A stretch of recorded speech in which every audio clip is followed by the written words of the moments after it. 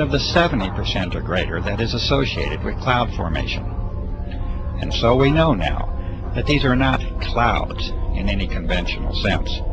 They are indeed a unique and artificial creation that now crosses new thresholds in the atmospheric and geophysical sciences.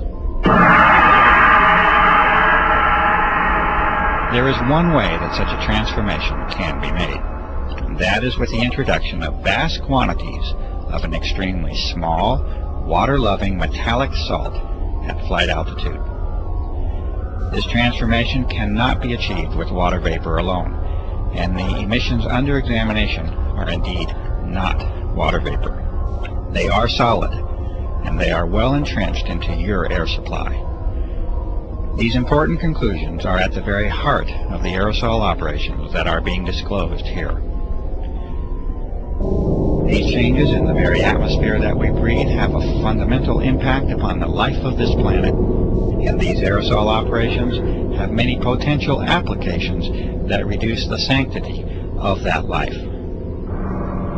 These operations are being conducted. They are being conducted without your participation or your informed consent. They are affecting your life, the lives of those you know and love, and the very life of the planet itself.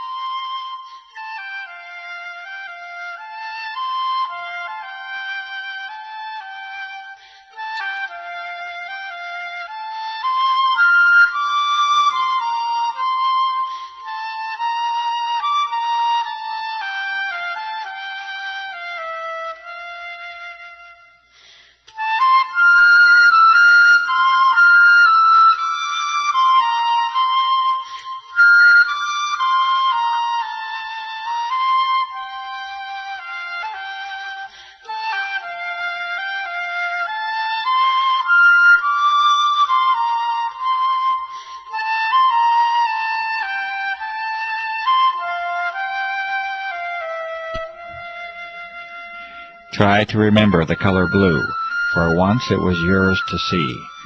The blue sky is your birthright and a source for joy, and it remains at the very core of our existence. There are factual reasons for the blue color of the sky, which can certainly be traced to the cleanliness and clarity of the air that you breathe. But please do not lose the wonder of the sky itself, the magic and emotions that you have once shared with the earth in all of its glory.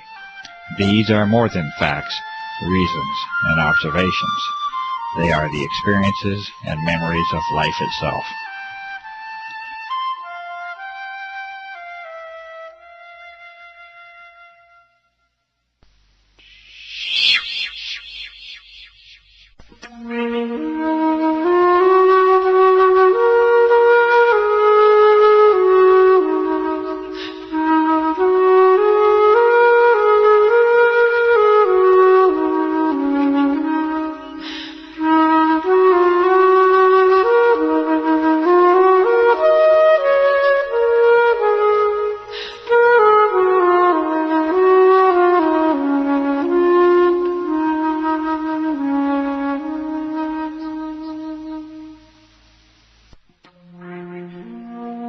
You can no longer see blue now, at least not in the same way that many of us know and remember. Your horizon has largely turned to white, and there is a very good reason that this is so. These fine, solid materials, or aerosols, are now in your way, and you will see clearly no more. The source and origin of these aerosols is now abundantly clear, and the aircraft operations have now made their mark upon this planet. It is a mark that you must now live with, and that you must now breathe, and that you must bear the consequences of.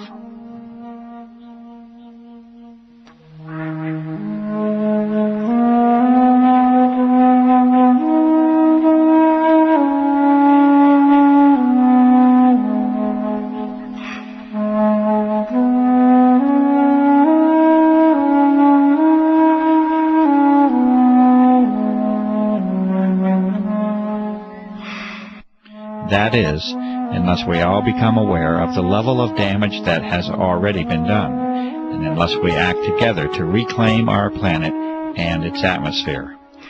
These images were taken in what was once one of the cleanest locations on the earth, and that is the high desert of the Southwest. You may now see for yourself the daily reality of your existence, and it is a sad change that we have allowed to occur. Please, remember the color blue.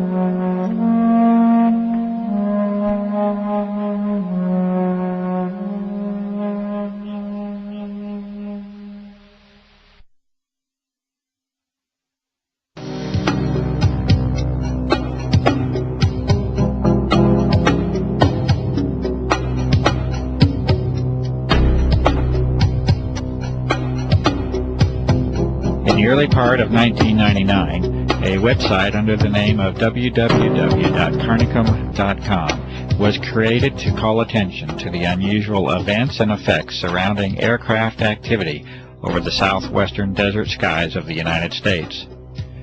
The developer of that site was a generally quiet and conservative former federal employee with no political or environmental notoriety.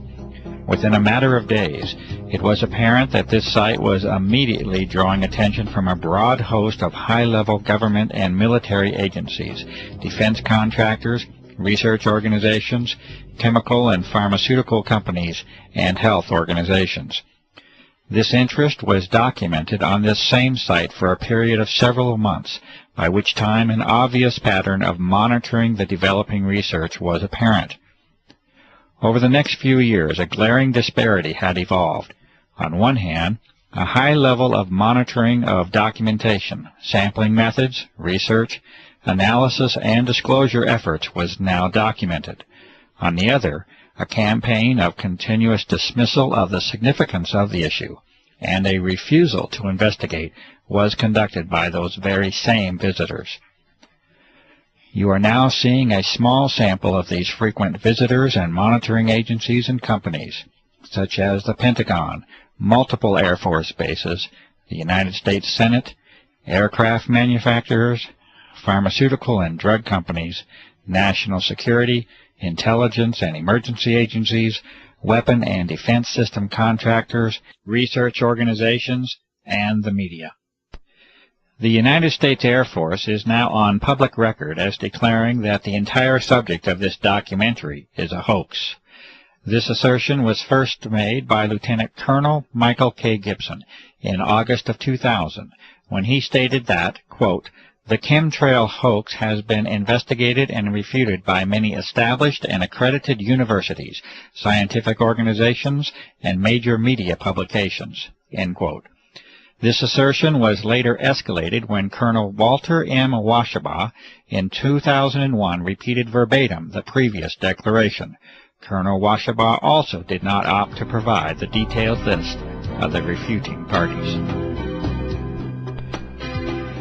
Charles H. Taylor, North Carolina, from the House of Representatives, has stated in March of 2000, in a response to constituent concern, that he has been, quote, "informed by the Air Force that these chemtrails are nothing more than ordinary contrails," unquote. He also states that they pose no environmental hazard or risk to human health, and that we can be assured that he will continue to monitor this issue. Harold Halsness, from the Office of Secretary of Defense, and in response to a direct inquiry to former President of the United States, William Jefferson Clinton, in January of 2000, states that he is familiar with some of the reports on this issue, but that he finds them unsubstantiated by the facts. In addition, assurances offered that there is certainly no cause for alarm. In the first of many responses from the United States Environmental Protection Agency, under the directive of Carol M. Browner, Administrator, it is acknowledged in December of 1999 that citizen concern is focused on whether or not aircraft may be involved in operations that release chemical or biological substances. The EPA responds that they are, quote, "unaware," unquote, of any such applications by such aircraft.